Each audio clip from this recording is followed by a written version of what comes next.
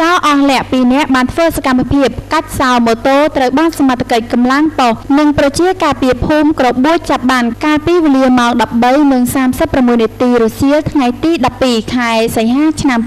2014 នៅចំណុចតំបន់កប់នាងស្ថិតក្នុងភូមិបន្ទាយយមរាជឃុំប្រាសាទស្រុកសន្ទុកខេត្តកំពង់ធំលោកសឿងភាមេប៉ូរដ្ឋបាលឃុំប្រាសាទបានឲ្យដឹងថាមុនពេលកើតហេតុជនរងគ្រោះដែលជាម្ចាស់ម៉ូតូ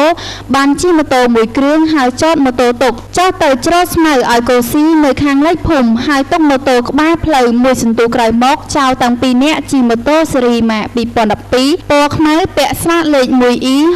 6660 កំពង់ធំដើម្បីធ្វើសកម្មភាពលោកនាយប៉ោបានបន្តទៀតថាជនសង្ស័យទាំងពីរនាក់បានជិះម៉ូតូហួសផុតពីម៉ូតូជនរងគ្រោះហើយជនសង្ស័យក្រឡែកឃើញម៉ូតូចតចោលដោយម្ចាស់កំពុងតែច្រូតស្មៅឲ្យកូស៊ី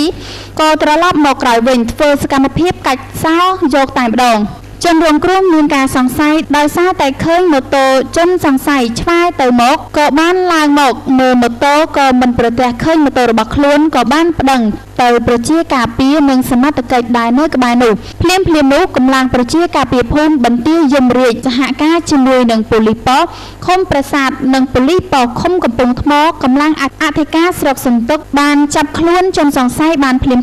ជនសង្ស័យត្រូវបានគេស្គាល់ទី1ឈូសម៉ក់ប៉ាវីរៈភេទប្រុសអាយុ 26 ឆ្នាំទី2ឈ្មោះផូសុភ័ក្រភេទប្រុសអាយុ 18 ឆ្នាំអ្នកទាំងពីររស់នៅភូមិភ្នៅឃុំថ្នោតជុំស្រុកបារាយខេត្តកំពង់ធំចំណែកជនរងគ្រោះម្ចាស់ម៉ូតូឈ្មោះហឹមតេងភេទប្រុសអាយុ 44 ឆ្នាំទីលំនៅភូមិបន្ទាយយមរាជឃុំប្រាសាទស្រុកសន្ទុកខេត្តកំពង់ធំម៉ូតូជនរងគ្រោះម៉ាកសង្សេ125ពណ៌ខ្មៅស៊េរី 2010 ពាក់ស្លាកលេខ 1C0441 កំពង់ធំបច្ចុប្បន្នជនសង្ស័យបានបញ្ជូនទៅអធិការស្រុកសន្ទុកកសាងសំណុំរឿងបញ្ជូនទៅស្នងការដ្ឋាននគរបាលខេត្តកំពង់ធំ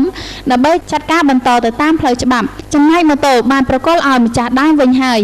យោងតាមគោលនយោបាយភូមិឃុំមានសុវត្ថិភាពនេះលោកពេជ្រថាលអធិការស្រុកសន្ទុកបានសម្ដែងនូវភាពរីករាយចំពោះប្រជាការពារភូមិបន្ទាយយមរាជសហការជាមួយនឹងសមត្ថកិច្ចបានល្អហើយលោកចាត់ទុកថាជាភូមិគំរូទៀតផង